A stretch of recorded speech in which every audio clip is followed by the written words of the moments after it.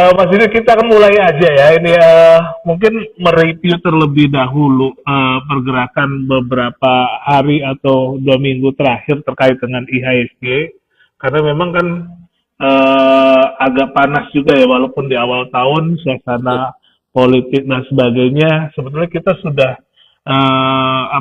IHSG kita di tanggal 4 itu all time high di posisi 7359 gitu. Tapi kayaknya kalau kita lihat hari ini nih atau hari kemarin lah ya, plus hari ini minusnya 0,5 ya, kurang lebih berarti year to date sekitar hampir 1% mungkin ya, koreksi dari awal tahun. Betul. Nah mungkin ini di review terlebih dahulu, masih butuh pencerahan nih.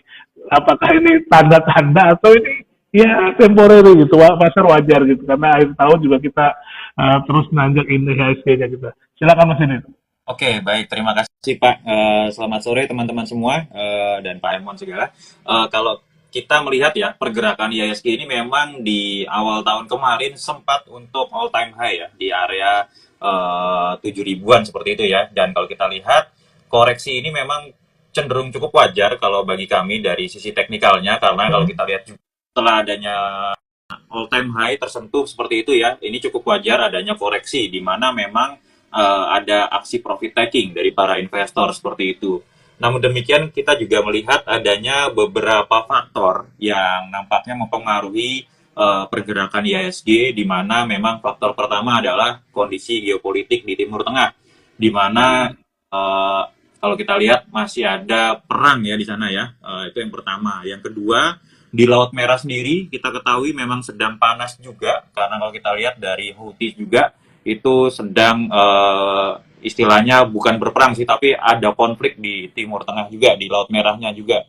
Jadi itu akan menimbulkan efek ke harga komoditas dunia, khususnya di minyak bumi seperti itu ya. Dan kalau kita lihat pada saat akhir-akhir inilah harga dari minyak mentah sendiri itu cenderung naik, dan ini juga mempengaruhi beberapa emiten di IHSG sendiri.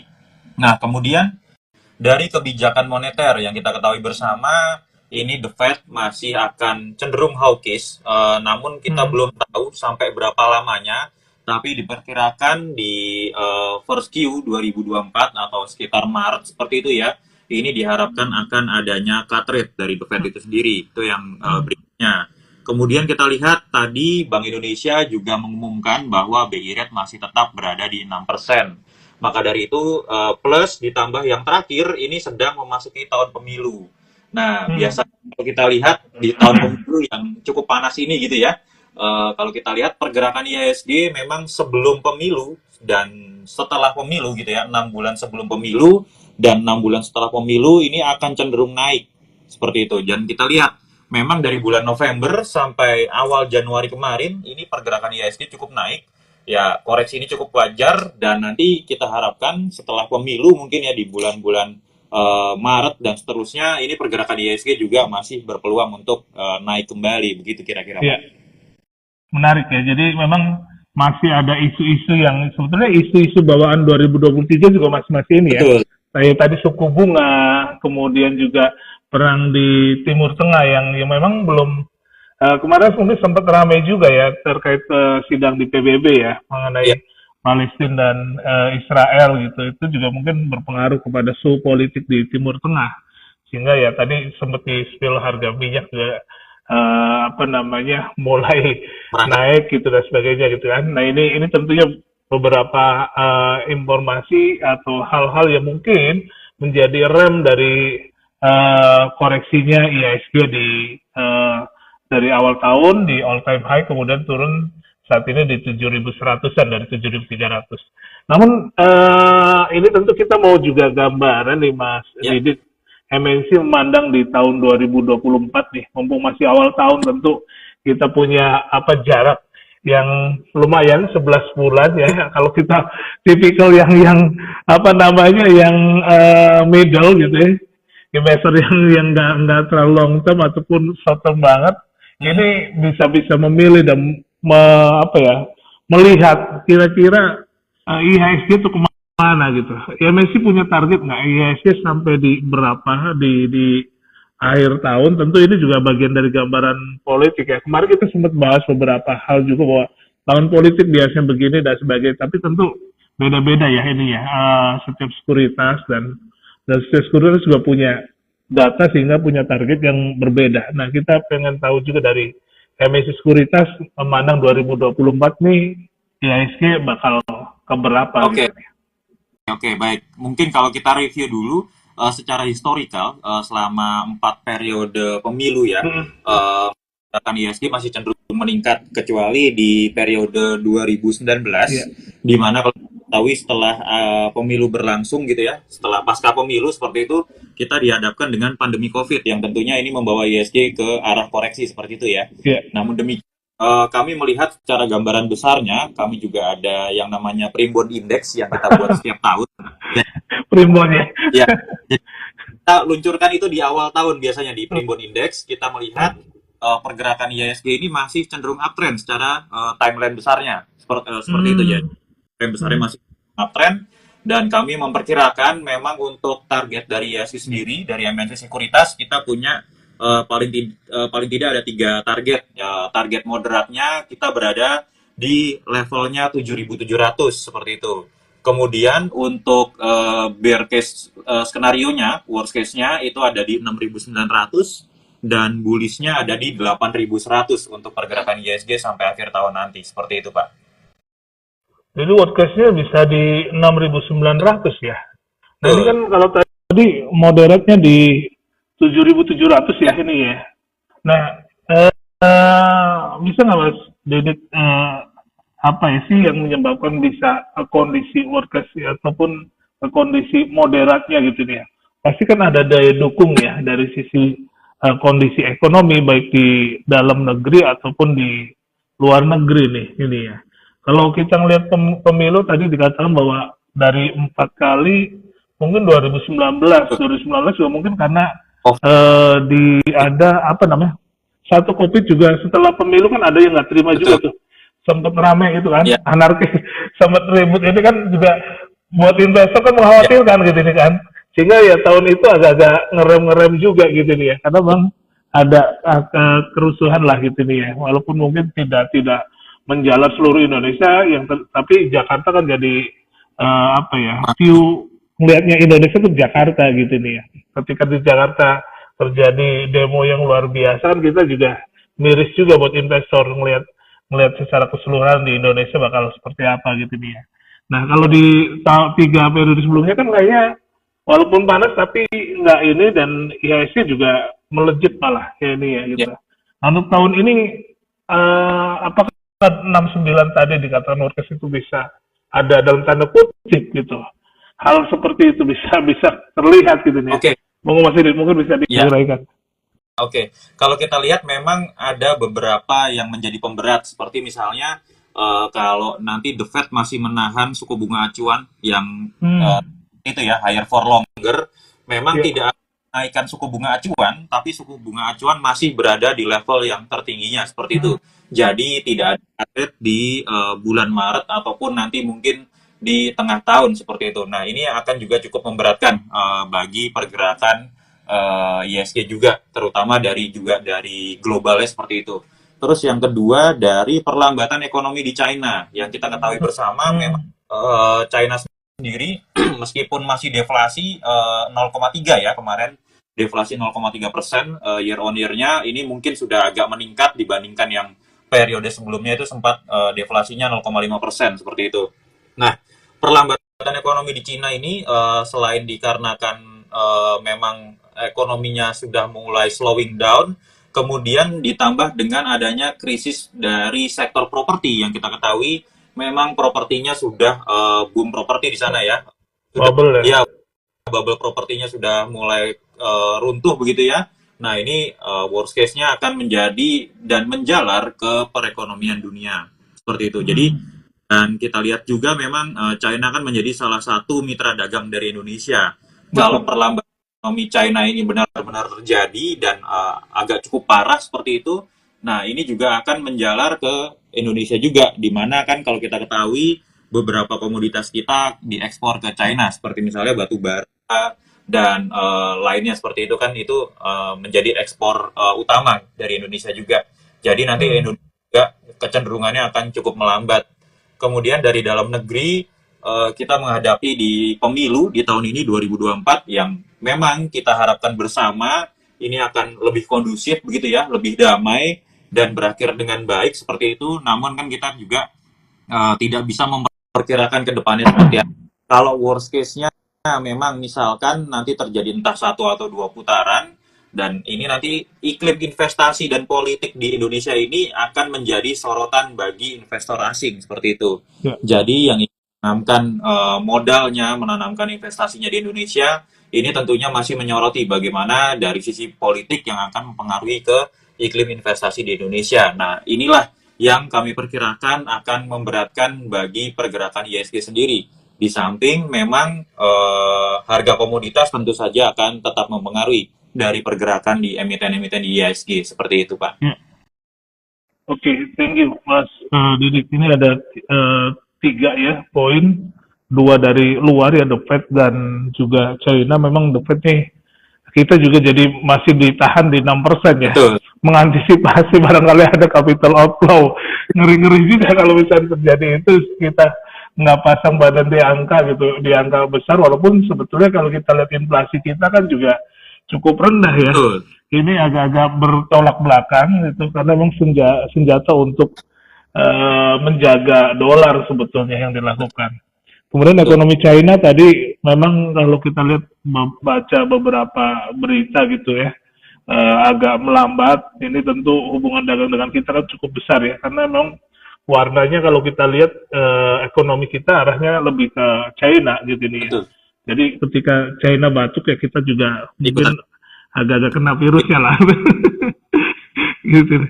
Satu lagi mungkin pemilu tadi ya dikatakan ini juga apa namanya bisa menjadi salah satu penyebab IHSG menjadi di posisi di 6.900. Tapi Mas Didi sendiri nih melihatnya kalau di 69 kan kayaknya kurang optimis ya. Sebelum angka realistis itu berapa kan investor gini, investor itu apa? Jangan terlalu optimis gitu kan, jangan juga terlalu pesimis gitu. Investor itu harus realistis Ya, gitu.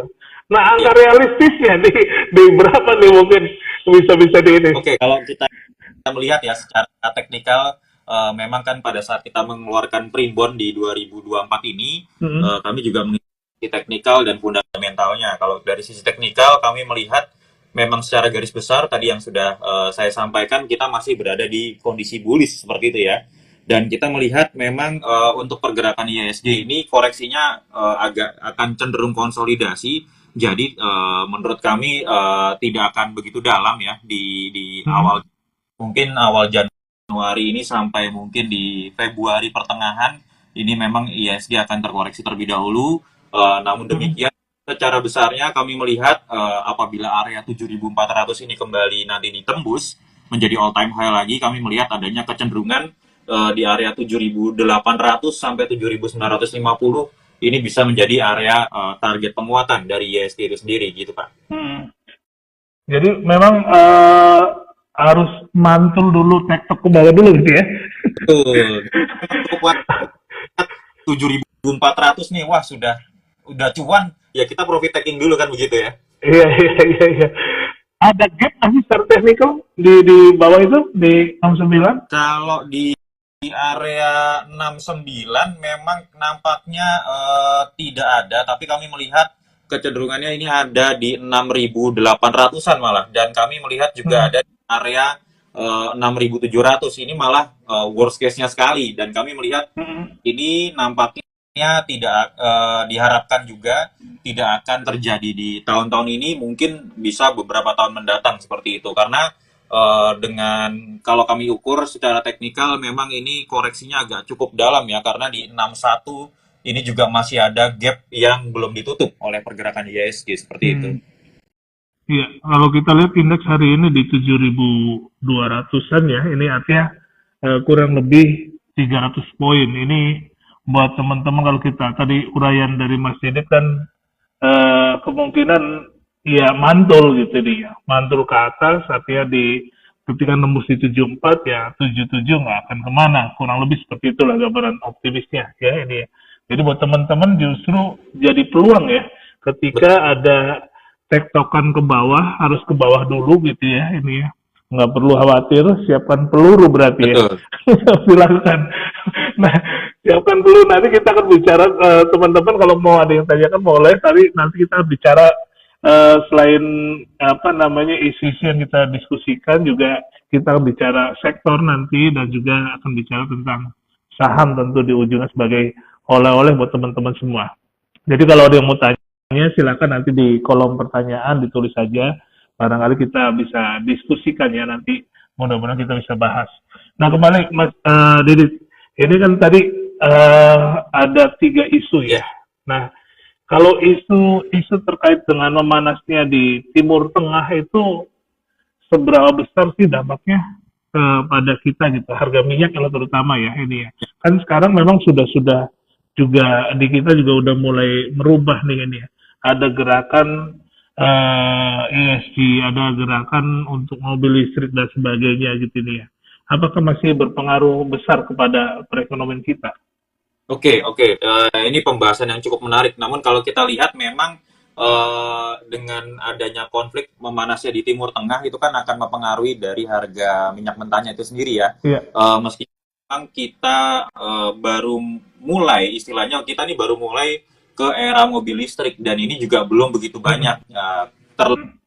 Baru-baru ini akan keluar mobil hybrid kan seperti kalau kita lihat memang ada Innova Hybrid begitu ya. Dan juga belum begitu terlalu memasyarakat seperti itu. Nah, kalau kita lihat andalan kita ini masih berada di minyak mentah dan di batu bara. Dengan nanti terkoreksinya atau dengan meningkatnya kembali harga minyak dunia, tentu saja ini akan mempengaruhi dari sisi Indonesia sendiri, di mana memang kalau kita lihat harga bahan bakar dengan demikian maka akan terjadi inflasi yang juga naik seperti itu dari Indonesia sendiri. Maka dari itu diharapkan memang pemerintah ini juga sedang menggalakkan green energy seperti itu ya Pak ya. Green energy dan EV ya electric vehicle ini, namun demikian electric vehicle ini memang juga belum menyeluruh ke masyarakat seperti itu. Kemarin juga kalau nggak salah di Aceh ya ditemukan ladang yang sangat besar ada. Saya lupa ada hari ini atau kemarin tuh keluar berita aja bahwa itu cadangan terbesar gitu di Laut Aceh. Ya mudah-mudahan ini jadi angin positif ya buat apa namanya buat Indonesia ya ini ya karena kita menemukan lagi ladang minyak yang cukup besar gitu ini ya. Nah, kemudian Mas Didit, ini terkait dengan di luar kalau domestik tadi ada pemilu ya. Ya. Selain itu kira-kira apa yang perlu kita perhatikan dari di 2024 nih selain isu pemilu? Apakah pemilu sangat mewarnai di tahun 2024 sehingga isu lain juga ya nggak akan ngaruh lah paling pemilu gitu dia cukup pemilu kayaknya gitu deh. Ada nggak yang lain itu? Oke, kalau kita lihat memang ini memang masih akan mewarnai cukup kental ya di Indonesia sendiri karena kalau kita lihat semua calonnya ini cenderung baru dan kita melihat nanti akan ada Iya, iya. juga seperti itu kan. Jadi ini memang masih akan cukup mendominasi isunya seperti itu. Namun demikian di luar itu dari sisi harga komoditas tadi seperti emas, minyak mentah dan segala macam ini juga masih akan mempengaruhi di Indonesia sendiri ditambah dengan adanya melemahnya nilai tukar rupiah terhadap USD saat ini. Jadi memang kita melihat ada beberapa faktor dari dalam negeri sendiri, namun yang masih mendominasi ini masih di event pemilu itu sendiri gitu Pak. Rupiah kan masih di 15.500-an ya ini ya posisi sekarang ya ini ya. Betul, 15.600 sekarang Pak tutupannya. Oh 15.600 ya ini ya. Ini kalau kita apa kan yang sebetulnya kalau pengusaha itu atau perusahaan itu lebih butuh kestabilan ya. Betul. Atau naik turunnya gitu nih. Oke, kalau kita lihat memang untuk pengusaha ataupun investor ini kan lebih mendambakan ini adanya kestabilan gitu ya. Jadi mau Hmm. gimana pun kalau kita lihat ini akan cenderung lebih enak yang stabil, Hmm. lebih enak yang cenderung aman seperti itu. Iya, iya, iya. Jadi sisi dari risk takernya dalam tanda kutip seperti itu ini akan lebih mengecil seperti itu. Jadi memang investor itu lebih senang kalau iklim politik di Indonesia ini cenderung untuk mengecil gitu ya, iklimnya mulai enak gitu. Nah, ini akan dibarengi dengan iklim investasi yang juga akan meningkat seperti itu. Biasanya seperti itu sih. Iya, iya, iya.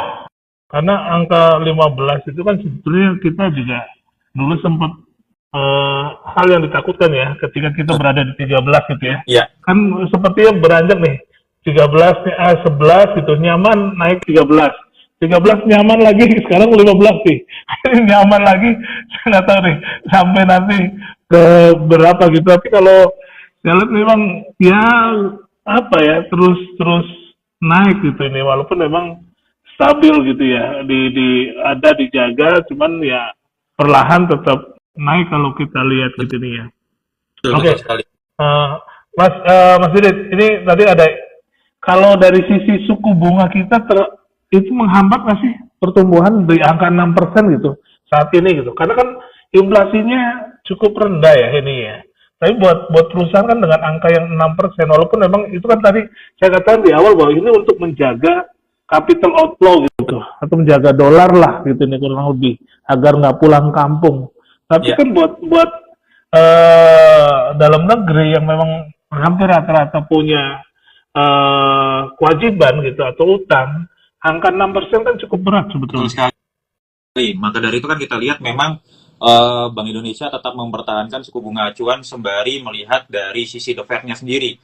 Bagaimana dari tone kebijakannya dari The Fed, di mana The Fed masih cenderung hawkish di FOMC minute beberapa waktu lalu begitu ya. Hmm. Maka dari itu Bank Indonesia juga tetap mempertahankan suku bunganya di 6%. Hal ini juga memang cukup berlawanan, bahkan inflasi sudah 2,61% ya, udah turun begitu. Tapi kok Betul. ketat gitu ya. Nah, dari apa namanya Bank Indonesia sendiri juga melihat tidak hanya dari sisi inflasi, tapi Bank Indonesia juga masih mau menjaga kestabilan nilai rupiah seperti itu. Jadi kan kalau kita lihat memang rupiah ini terus melemah. Paling tidak ini jangan sampai amit-amit sampai ke 16.000 kan seperti itu. Rupiah kita juga relatif stabil lah di angka 15 ribuan seperti itu. Nah, kemudian bagaimana efeknya? Efeknya paling tidak dari sisi misalnya masyarakat Indonesia kan masih banyak yang kalau beli rumah tuh KPR gitu Iya. ya.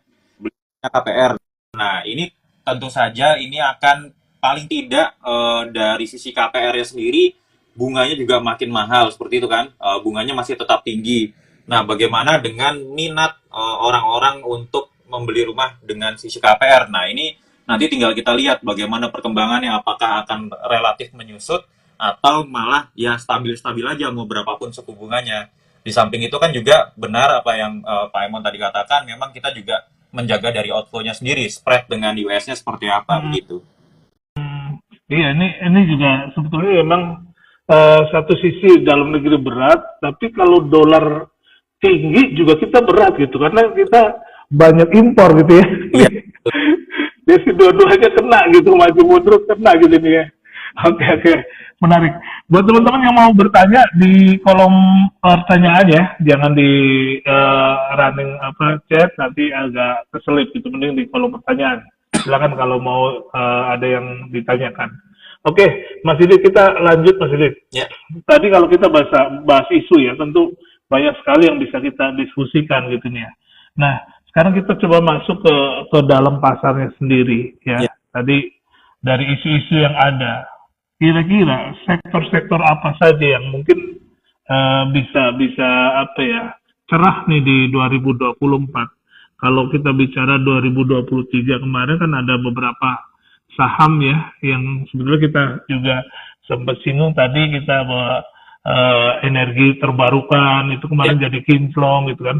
Sebelumnya ada apa namanya bank digital dan sebagainya sempat warnai Antam, kemudian mergernya BSI gitu ya. Ya. bank-bank syariah gitu ya. Nah, tahun ini apa warnanya nih? Selain isu tadi isu pemilu, kira-kira warnanya apa nih di tahun ini dari sisi sektor? Oke, kalau untuk sektor memang kami melihat masih ada beberapa sektor yang nampaknya cukup menarik untuk diperhatikan.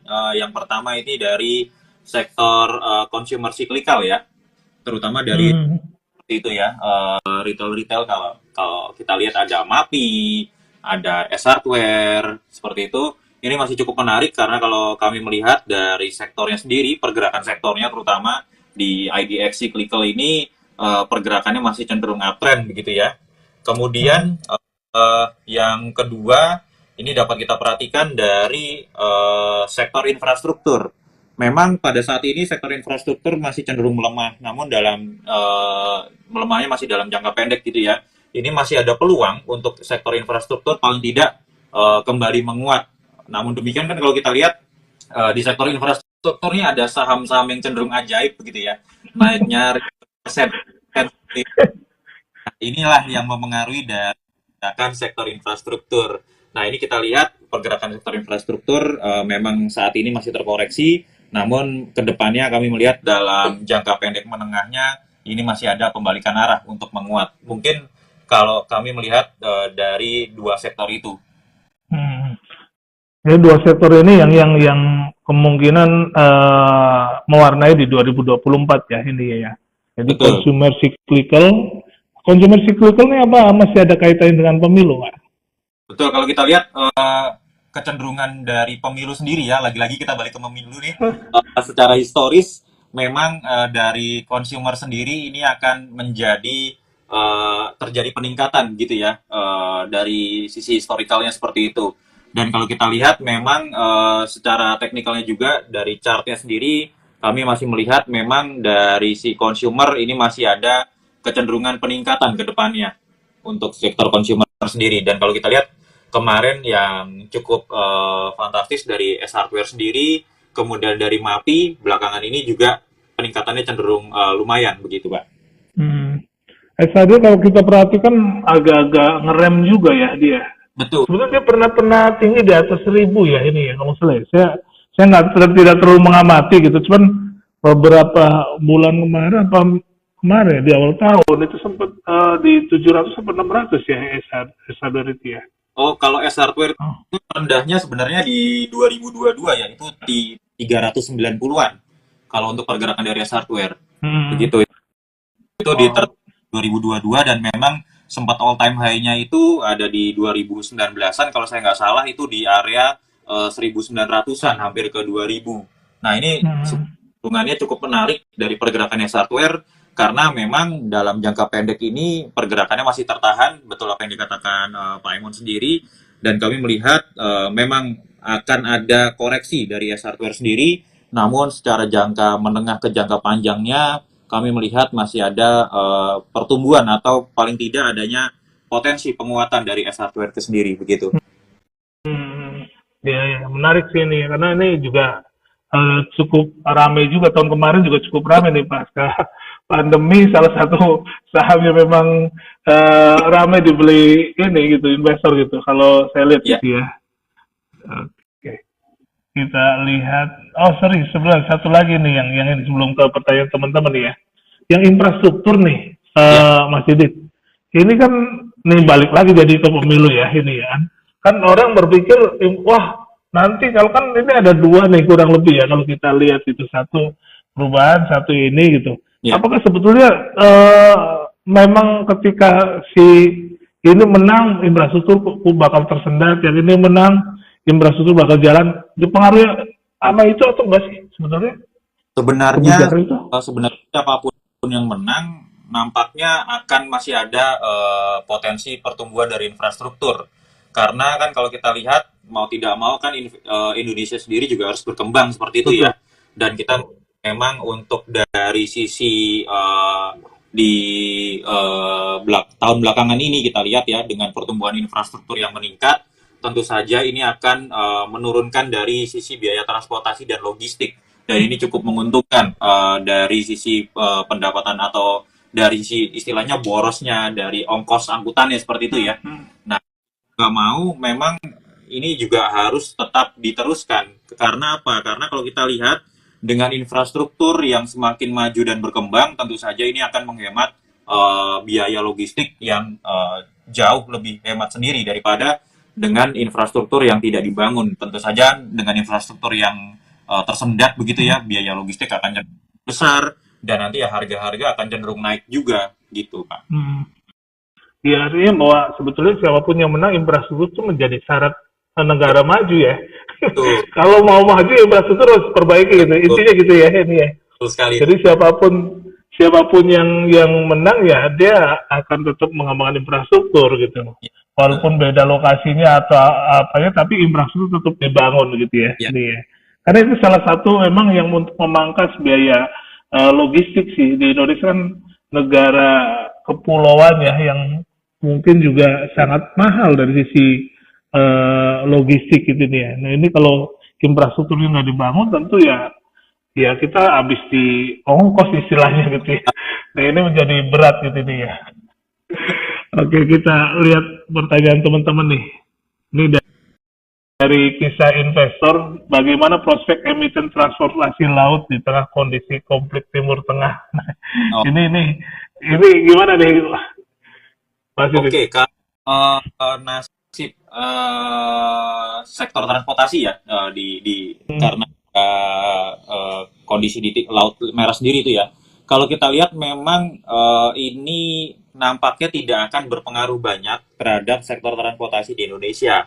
Karena kalau kita lihat sektor transportasi di Indonesia, pelayaran, perkapalan ataupun dari sisi logistik itu kami memperkirakan tidak sampai ke arah sana. Maksudnya untuk cakupan operasionalnya itu tidak begitu banyak sampai sana di Laut Merah seperti itu.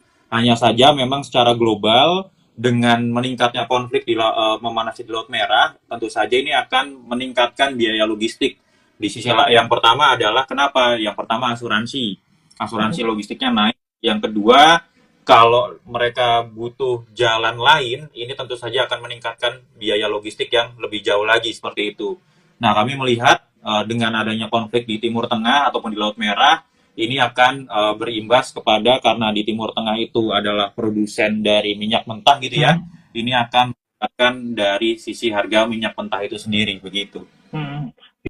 Iya. Tadi saya sempat mau dalemin. Ini kalau di situ tersendat barang apa yang nggak lancar gitu nih?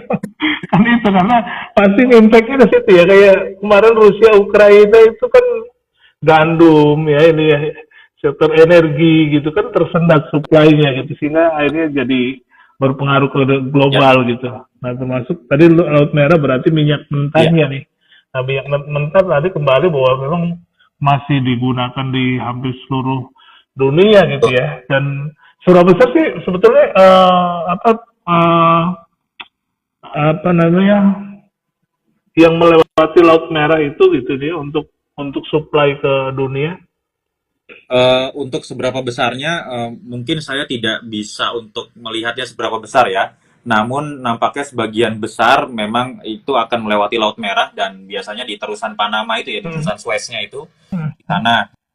Nah, dengan adanya konflik di Laut Merah ini tentu saja akan mempengaruhi dari sisi distribusi ataupun dari sisi produksinya karena mereka melihat wah dengan adanya konflik itu kecenderungan di daerah sana itu belum aman seperti itu. Jadi biasanya negara-negara akan mengutamakan dari sisi cadangan minyaknya di negaranya masing-masing terlebih dahulu.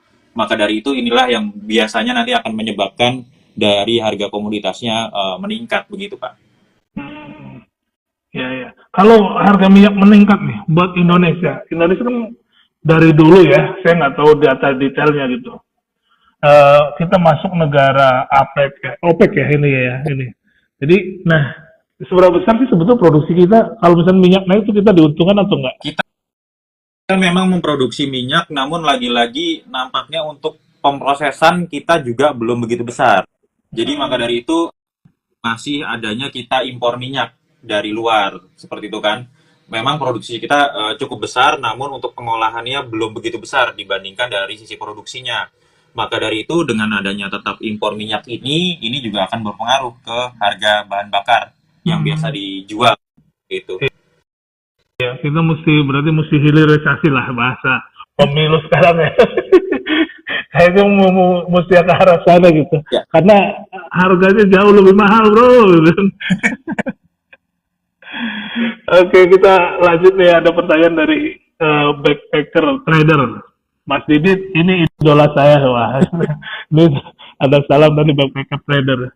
Bahas sektor Big Bang dong, Mas. Gitu. Enaknya target price atau take profit atau hold gitu. Jadi kayaknya udah punya nih ini ya untuk Big Bang. Oke. Untuk Big Bang kan berarti masuknya di sektor finansial ya. Dan sektor ini kan merupakan mover utama atau penggerak utama dari ISG. Yang berarti apabila kalau kita lihat saat ini dari sektor finansial sendiri masih rawan terkoreksi begitu ya. Sehingga kalau kita lihat juga ISG-nya juga masih cukup berat.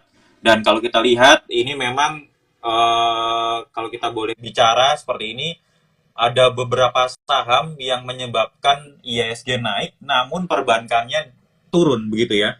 Jadi ada stabilisasinya sendiri gitu ya. Jadi masih cenderung untuk oke, perbankannya diturunin namun dinaikin dengan sektor yang lain seperti itu. Nah, kalau kita lihat secara teknikalnya sendiri, memang untuk emiten-emiten perbankan ini memang masih akan cenderung untuk terkoreksi terlebih dahulu. Jadi, seperti BCA, misalnya BCA ini belum mampu untuk break dari 9750. Nah, ini bisa diperhatikan dengan adanya fase konsolidasi seperti ini biasanya akan ada diikuti dengan tanda-tanda yang koreksi yang cukup lumayan dari saham BBCA sendiri. Begitu pula dari saham BBRI. Kalau kita lihat secara teknikal, ini juga masih rawan untuk terkoreksi. Jadi ada baiknya untuk emiten-emiten perbankan, ini kalau yang sudah punya terlebih di harga bawah, ini bisa untuk take profit terlebih dahulu.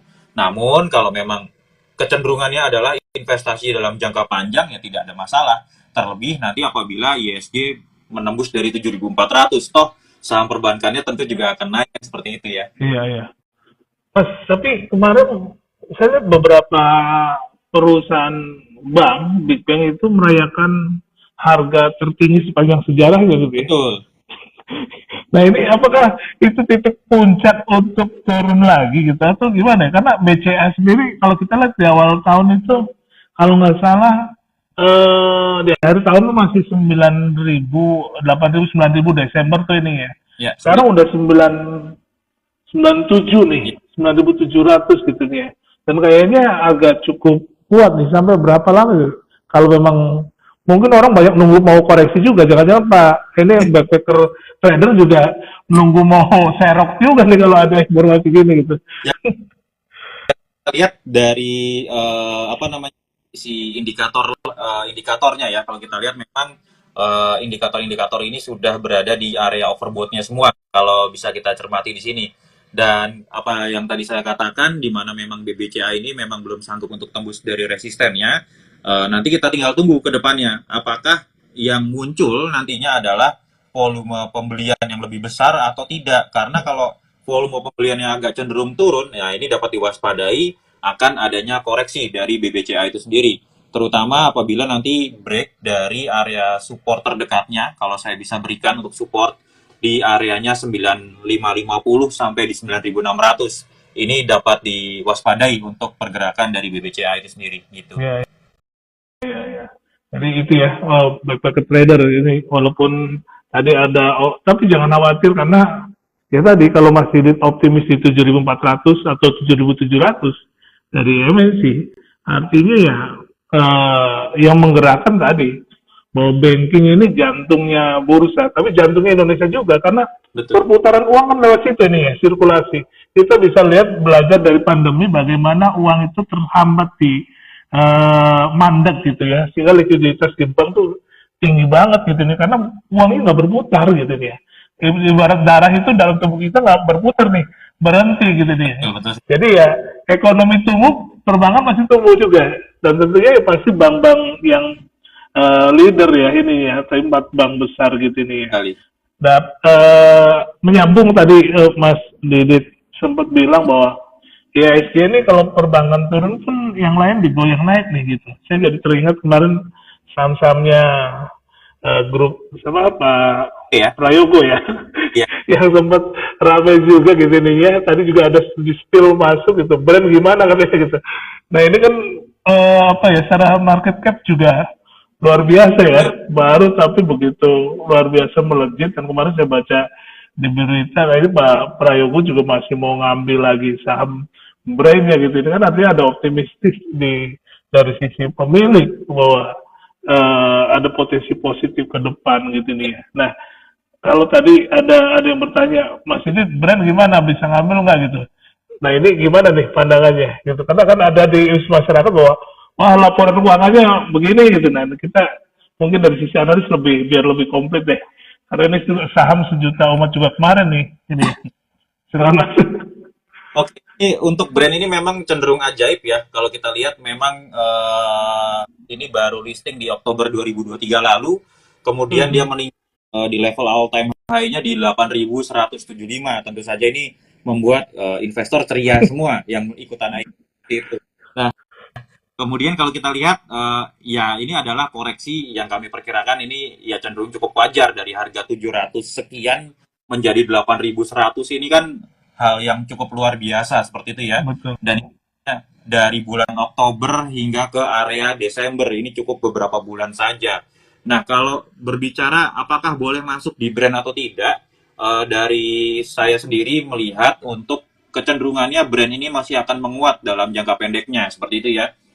Karena kalau kita lihat ini ada dua candle bullish di 2 hari ini cukup menguat. Paling tidak nanti apabila mau masuk dapat dicermati targetnya pendek dulu aja karena kami melihat masih adanya kecenderungan ini brand kembali terkoreksi apabila belum mampu untuk break dari area 8175 8200 seperti itu.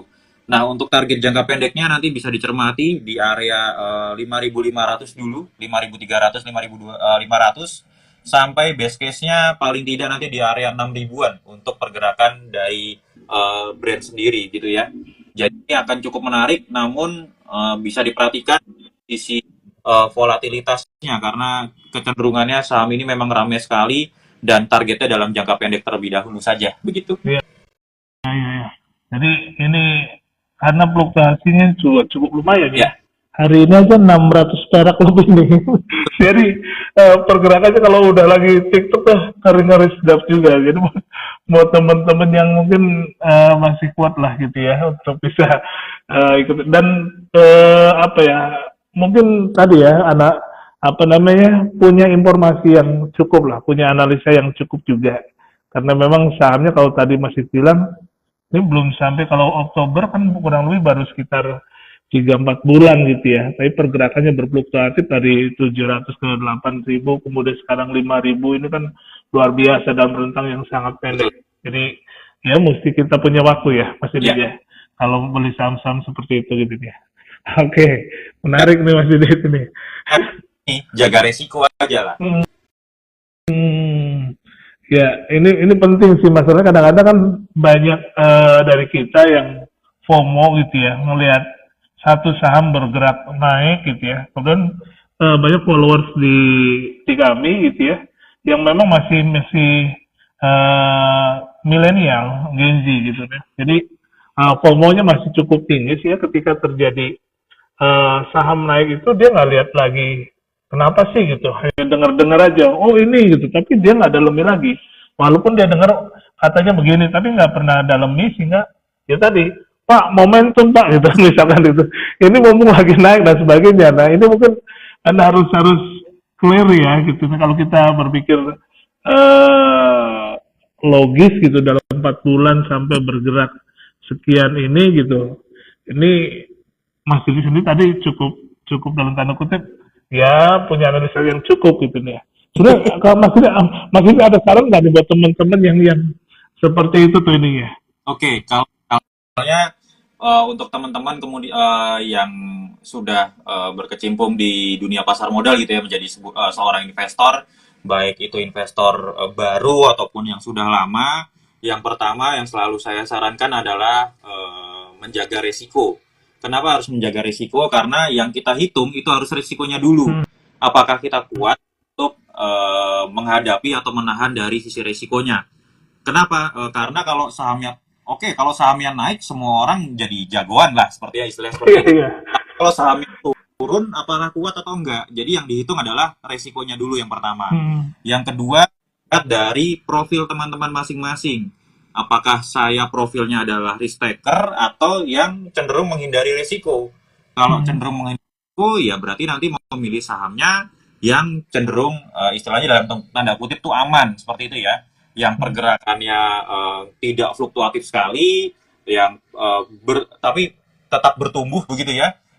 Kalau teman-teman yang lebih risk taker gitu, nah ini bisa mengambil atau memilih saham-saham yang cenderung fluktuatif atau volatilnya cenderung kencang seperti itu. Seperti saham-saham yang di area second liner ataupun third liner seperti itu. Nah, inilah yang harus dicermati dari teman-teman investor sekalian, begitu Pak. Iya.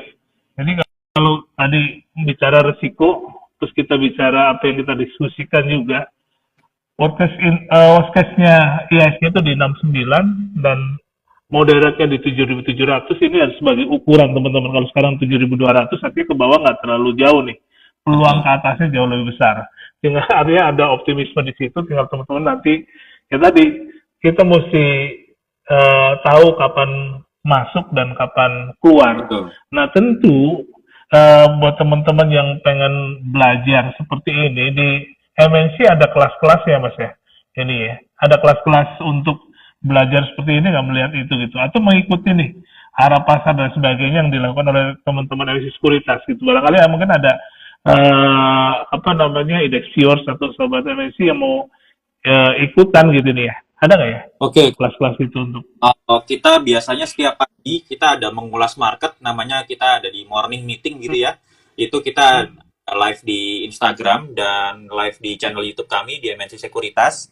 Itu teman-teman bisa ikutin setiap hari kerja tentunya jam 8.30 seperti itu ya. Kemudian kita juga biasanya mengadakan IG live tentu saja dengan topik-topik yang bermacam-macam. Kita ada berbagai macam topik, entah nanti ada update market, kemudian dari sisi sektoral ataupun dari sisi emitennya. Kemudian kita juga ada IG live mengenai misalnya bagaimana cara belajar dari teknikal dari basic ya, hingga nanti ke intermediate-nya seperti itu. Jadi bisa untuk follow dari IG-nya MNC Sekuritas ataupun dari YouTube-nya supaya bisa update seperti itu. ya.